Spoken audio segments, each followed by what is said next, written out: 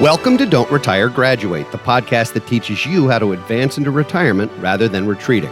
I'm your host and valedictorian, Eric Brotman, and today we have podcast royalty joining us on our show. Ladies and gentlemen, may I introduce Joe Saul-Sehy, who is the author of the new book, Stacked. He is the host of the Stacking Benjamins podcast, which is only one of the most listened to podcasts on the planet. And we're going to have a bunch of fun. Let me tell you a little bit about his book before I bring him in. The book says rich, wealthy, well-heeled, moneyed, affluent, not bad, but why not get stacked instead? If you've ever dreamed of a basic philosophy of money that'll help you live bigger, be bolder, and laugh harder, you need this book. Joe, I'm ready to laugh harder already. Welcome to the show. Well, thanks for having me, Eric. And I just have to bring this up at the beginning. You get to call yourself valedictorian? Yes, it's the only time I've come close, ever. I was like, I want to call myself valedictorian. You actually have to go to school for that. There's rules. Yes, yeah. This is going to be fun. I have not read your new book, but it is definitely on my to-dos, and I want to hear all about it. Also want to hear what's going on with the show, what the 2022 season is going to look like. And I figured, why don't we start with sort of your story? I mean, I certainly can share stories about how we met, but this show is PG. So why don't you share your story, how you got to be the lead stacker, and we'll go from there. Yeah, I was an English creative writing major in college, which I think is great for becoming a barista or for teaching other people creative writing. And when I was working odd jobs, struggling with money, I had a friend tell me, he said, "Hey, we normally don't hire people like you." This is a direct quote. "We normally don't hire people like you, but I think you'd be good at this." And I grew up in farm country in West Michigan, and I had no idea what an engineer was besides somebody that drove the train. But had I known what an engineer was, I totally would have been one, Eric. I would have been one. I definitely have an engineering brain. And so I went into financial planning, knowing very little about money and being being very horrible with money. But I all of a sudden got these concepts I'd never heard of before. And being somebody that didn't have a finance background, I was very good at explaining to people, like the guy next door, like how this stuff worked in real person discussions. And when you're somebody who, like me, and like I think most people, doesn't have a finance background, and we didn't talk about money at home, I feel like I provided a valuable service for a lot of people. But I also, and this is the scary part, as a brand new advisor advising other people, I'm still figuring out my own money journey on my own. Like I was just a wreck. And then about the late 90s, I realized that I needed to start taking my own advice. I need to get my own house in order. And you to some degree feel like a sham that you're teaching other people about money and you're not doing any of these things yourself. So I got my own financial house in order. And then it was in 2007 that a mentor of mine, a guy named Chris wrote this letter for people at the firm that I was associated with. And at the time, now my practice has really grown. I managed about $65 million for people. Not a huge practice, as you'll know, but also not a tiny practice. I was the Channel 7 Detroit money man. I was doing a bunch of public relations stuff for the big firm, American Express, that I was with. And but I own my own little franchise of the company. And a guy that was a mentor of mine wrote this letter that he was leaving the company.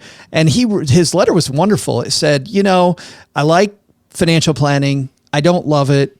I've been lucky to have saved a nice sum of money that gives me flexibility and I can do what I want. And he said, I don't know how much time I have, so I have other mountains I want to climb, and I'm going to go climb other mountains. And there were a few things that were weird about this note. First of all, as you know, working with some of these big firms, Eric, that in those big firms, you don't write "I'm leaving" letter. It's much more of a Jerry Maguire. You leave at midnight with the client files, and then everybody's calling them at 6 a.m. right to see who gets the client. So that was weird. But then his tone was different. The fact that he's talking about other mountains to climb. And by the way, I thought that was an analogy. it turned out he really did have other mountains to climb. He was on his way to climb most of the tall peaks. He climbed Mount Everest twice. He's climbed almost all the tall peaks and then went into adventure travel after that, and now still does what he loves. And not just for me, but for a lot of people like me, it was a real wake-up call and a lesson that I can kind of sleepwalk and do this thing that I like but don't love, or I could do what I specifically love. And by that time, not only had I got my financial house in order, but I had the ability to be more flexible. And so I sold my business at age 40. I went back to school to become a high school teacher and a track coach, something that doesn't make a lot of money, but I thought that I really wanted to do. Well, I found out very quickly in school that teachers, God bless them. I mean, they're doing great stuff, but my clients that were teachers, even before I decided that was my path, were telling me, they're like, you'd be a great teacher, but you're going to be fighting administration. You're going to have a hard time teaching what you want to teach. And I found out within a year and a half of teaching classes that I was actually having more fun in shorts and a t-shirt. And by the way, making more money doing it, writing for other people, writing financial advisors, newsletters, writing scripts for my friends that were also on TV like I had been, or on the radio. So I was doing all these things, making more money than a teacher, and I'm teaching, but I'm teaching my way. So that quickly became a blog that I began. The blog did okay, but then we decided to do a podcast because I had done radio and television. And within a few years, the podcast took off, became Stacking Benjamins. And here we are now. We've been podcasting for a decade this month. February this year is a decade that we've been podcasting. It's crazy. That's amazing. And it's truly one of the shows that people mark on their calendars and make sure that they listen to. It's funny, while you were telling the story about Chris, I wrote Jerry Maguire down. I was like, that is the ultimate Jerry. He wrote a mission statement, not a letter, I guess. Right. Great story. So like yourself, I was an English major. I studied late 18th century Romantic poetry in undergraduate school because that comes in handy constantly. In my later years. But I think actually doing financial work and being a financial advisor, particularly if you're in media, it doesn't hurt to have sort of an English psychology, liberal arts kind of background, so long as you can learn the financial stuff, which obviously you and I both did. But the fact that you're able to communicate with people in a way that's relatable and that's authentic is, I think, part of what makes your show so powerful and part of what makes your message so powerful. So it's interesting that we've had some similar journeys along the way. You know, you did Channel 7 in Detroit. I do Channel 11 in Baltimore. You know, we've had some of these similar experiences. It's pretty cool. So let's talk about the book, because is this your mission statement? Is this the creme de la creme for your publishing life, or is this like what? You know, because I've now written 3 books, and the first 2, when I look back on them, I think aren't very good. And I think that's I think what happens with artists. You know, they put out their 5th album, and they're like, geez, those first 4 weren't so good. And people told me when I started podcasting, I've only been podcasting 4 years, not 10. And people said, you're going to go back and listen to your first episode and laugh at yourself, which is absolutely true.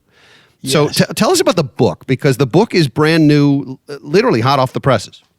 Yeah, it is. And thanks for asking. And, you know, it's, I'll just tell you where it came from. I don't know if it's creme de la creme. I don't know if it's the height. I told myself that I thought I had one book in me. And it's funny because now this book is out and I already have my idea for another one, which I thought would never come. So, but this project was born out of the fact that I read so much about finance, and it always, and you know, like you, I talk to a lot of people in the industry, and it's amazing how many people, Eric, we're still leaving behind, even though, as you know, there's reams of, you know, there's YouTube channels, there's podcasts like yours and mine. There's books at the library. There's books in bookstores. There's financial blogs online. There's all these resources. And yet we still are leaving people behind. And there was a study done recently by this group called Nonfiction, and it's called The Secret Financial Lives of Americans. And in this study, which by the way is filled with some just absolutely horrendous facts about our real financial lives versus what we show on the internet, that over 150 million people report that they've cried about their money. And I remember one time when I was really horrible with money, and I got to the point that I had no credit, I had no recourse. I borrowed money from everybody that I knew, from relatives, and I was going through the seat cushions of this old rusted out minivan I was driving because I'd run out of gas. And I was in the side of the road and I had nowhere to go for cash, and I'm just looking for money. I found 85 cents and I walked almost a mile to this Marathon gas station, and the dude didn't want to give me the little plastic gas can because he didn't think I was going to bring it back. He thought I was going to steal the gas can. And talk about a low point in your life. And I remember that day, I cried. I cried about where I was at, and I thought I was completely screwed. And it's funny because you'd think that in this study, most people were who are crying are in that spot that I was in. But actually, another interesting number from this study was that nearly half of people making $250,000 or more cry about their money. And you see this firsthand when you work with clients, right? I mean, people feel this overwhelming feeling that what we value is not the same thing that we're doing with our money. And there's this disconnect between the two. So for me, Stacked, which is meant to be a funny book about money, and I can talk about how it was made, and really what we were modeling to try to make it funny and campy, was the fact that so many of the discussions that we have are, as you know, are very heady. They're very deep. It's kind of like going to the dentist. People don't want to go. You know, you feel good after the dentist, but the day of the dentist, you definitely don't want to go there.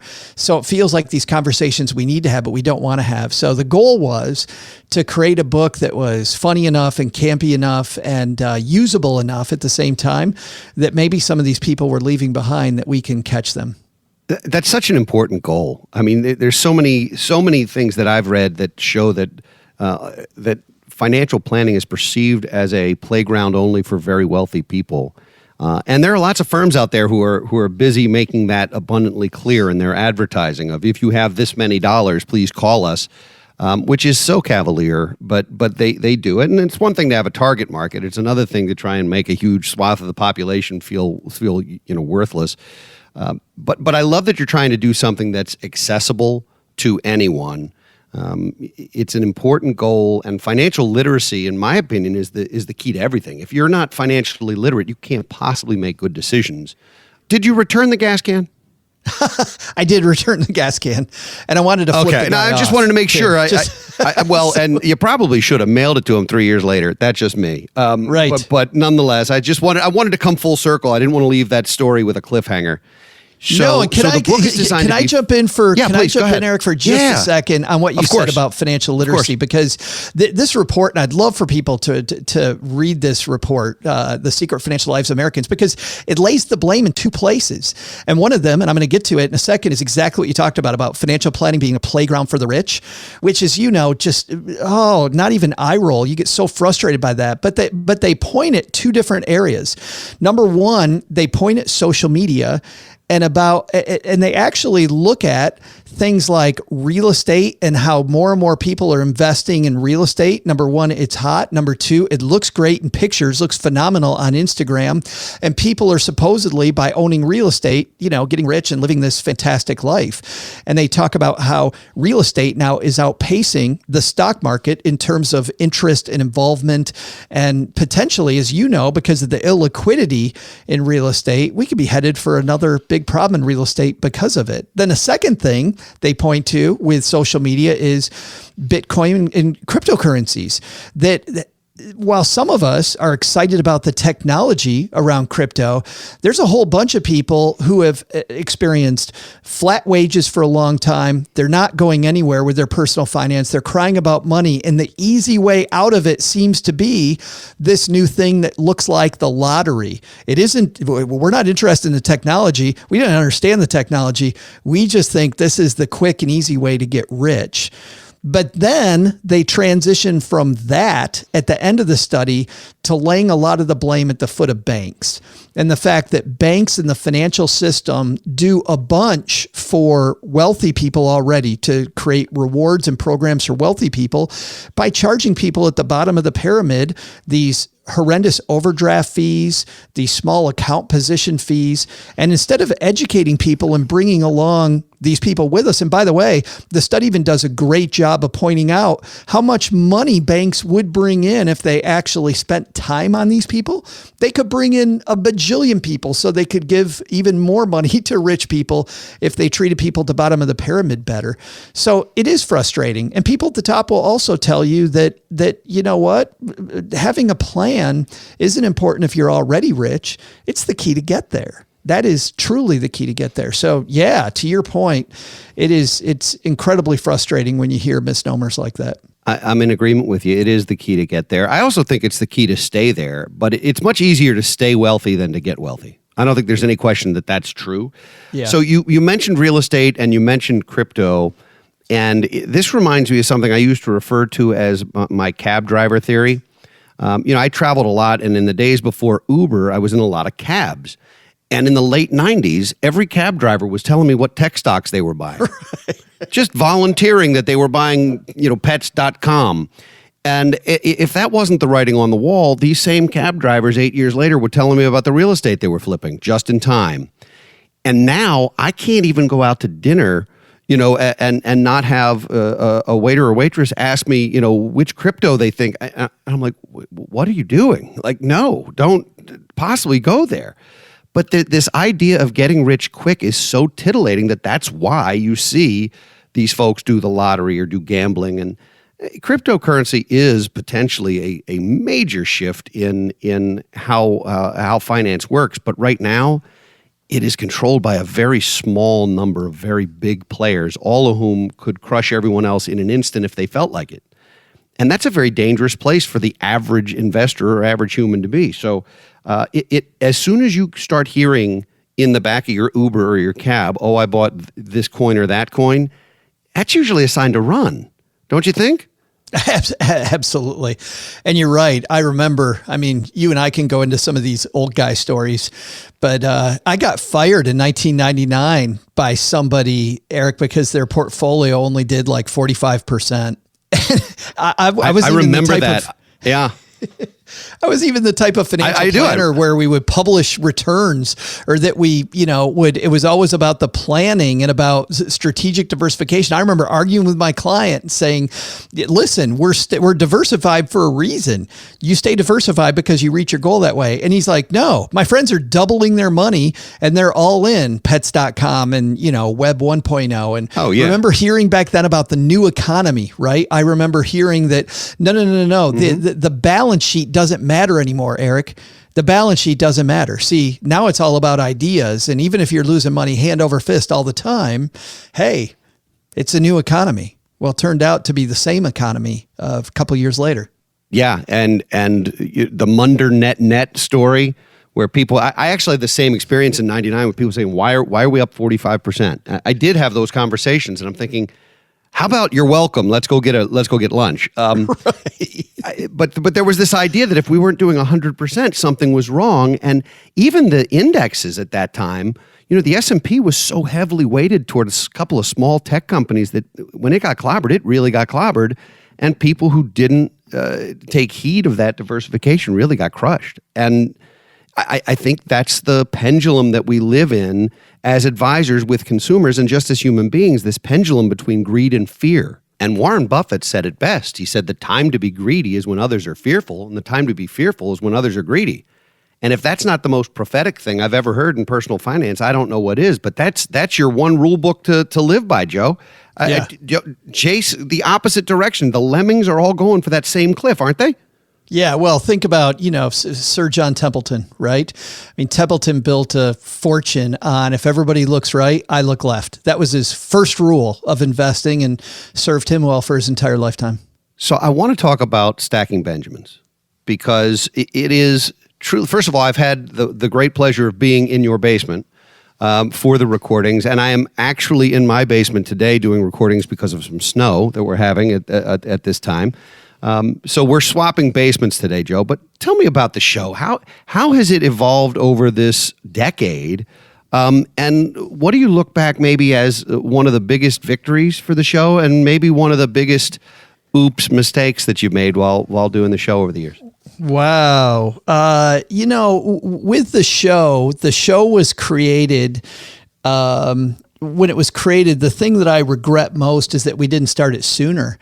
That I wish I had the year back when we hemmed and hawed. And how many times is that right in any of our lives, right? Just get moving, move directionally toward the goal. I have a great mentor now who talks about the 80% rule, which is if you're 80% sure of the way, start walking. Like just start walking 80%. You'll figure it out as you go much faster, which has always been true my entire life. But when we started out, I had a lot of people because I liked the early days of podcasts. I was an early podcast listener, still listen to a lot of podcasts. And I was told by people, you should have one. You should have a podcast. You've done lots of media, that you'd probably be good at it. And I continually told them, I said, I don't have anything to say that isn't already being said. I don't want to be Jim Cramer. I don't want to be Susie Orman. That's just not my style. It isn't me. There's a great book by a guy named Austin Kleon called Steal Like an Artist. And I love what Austin says, and I've lived a lot of my life this way, which is take things that are not in your area of expertise or your realm of expertise and import them and then remix them and pay homage to them. Like don't plagiarize people, but pay homage to them and take the stuff that you like and mix it up into this cool salad of things that's uniquely yours. And that's what a good artist does. Artistry doesn't come from the head of one person. It's built on creativity that came before it. And so one day I was out mowing my lawn and I'm listening to this NPR show called Car Talk. You familiar with Car Talk? I've heard of it. I've not listened to it.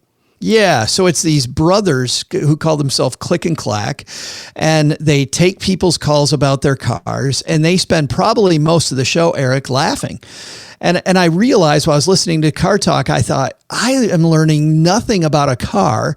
And yet I listen to these guys all the time and I love it. And I'm surrounded in car culture. And whenever I read about cars, then after that, because of Click and Clack, I want to know more. So instead of being the last word about cars, these guys are just widening the funnel. They're widening the number of people that are interested in the topic.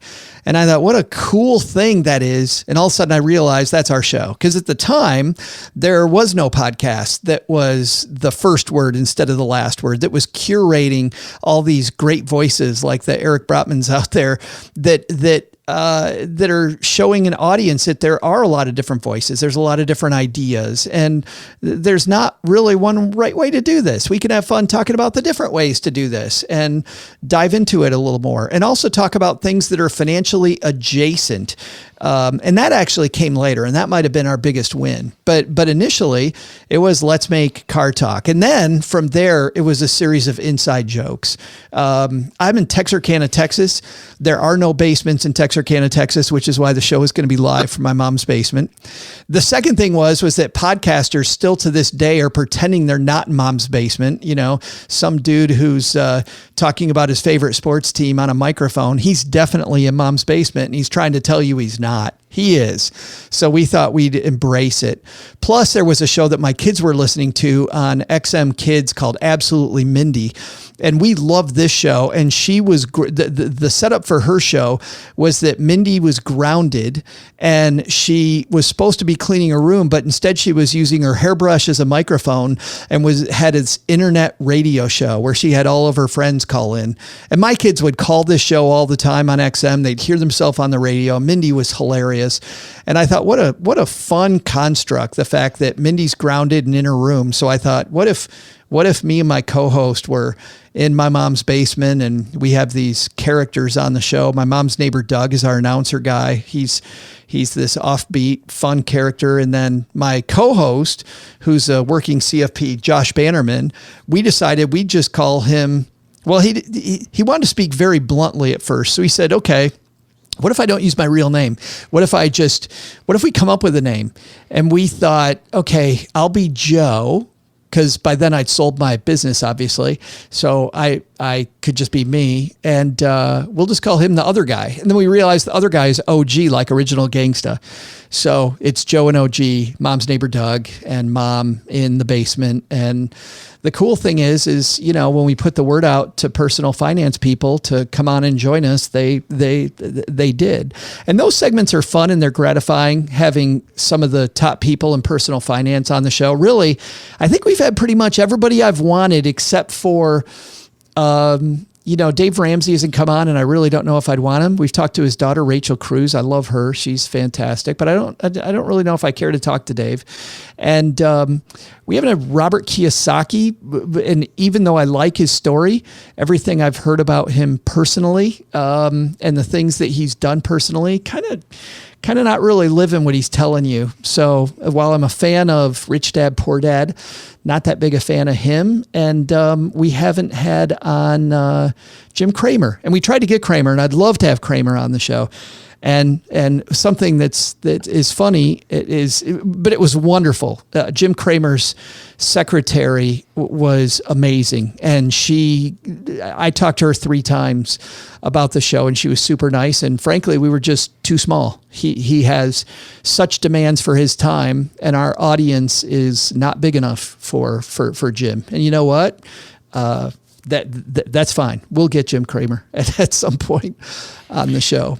So we're nearing the end of our show, and something you said just resonated with me, and it struck me very funny, which was that when I started exploring podcasting years ago, we hired an agency to help us set up the show, and I think you know the team from Interview Connections and so forth. But they said, well, what is your objective in doing media and doing podcasting? And I said, the world deserves better than Susie Orman and Jim Cramer. Why not me?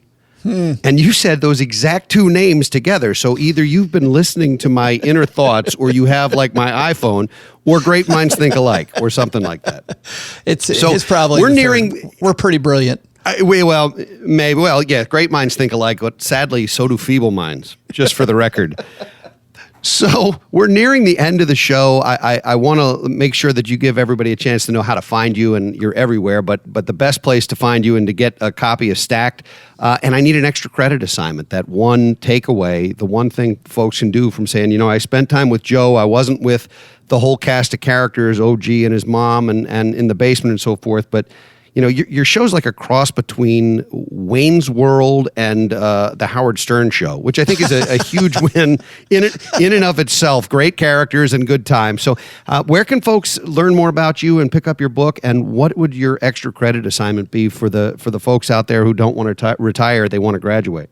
Well, thanks for having me on. And as always, you and I just don't get to talk enough. And when we do, we always have these great conversations.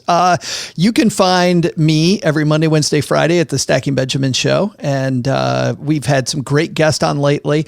I like to do financially adjacent stuff, as I mentioned, stuff that's not actually, you don't think of it when you first think of finance. And we just had a guy named Daniel Lamar on, who is the longtime CEO of Cirque du Soleil, and talking about adding more creativity to your life. And now he went from, before he was with Cirque du Soleil, being a regular person and not thinking about creativity, to all of a sudden realizing how indispensable creativity is. And obviously Cirque du Soleil does that really well. So we try to do crazy stuff like that. And then we'll have wonderful people like Eric Brotman on from time to time. But Stacked, if you go to stackingbenjamins.com/stacked, you'll find all the links to the book. And even more important, you will find that starting March 1st, fingers crossed because of COVID, but we're hoping to do a 42-city tour. And that is getting close. So come meet me and other finance geeks in your community And that's also at stackingbenjamins.com/stacked. So I'll be on the road from March 1st in Dallas to our last stop in mid-June in Vegas. But we're coming to hopefully a city near you where we can hook up, and hopefully we'll get Mr. Brotman when we come to Baltimore.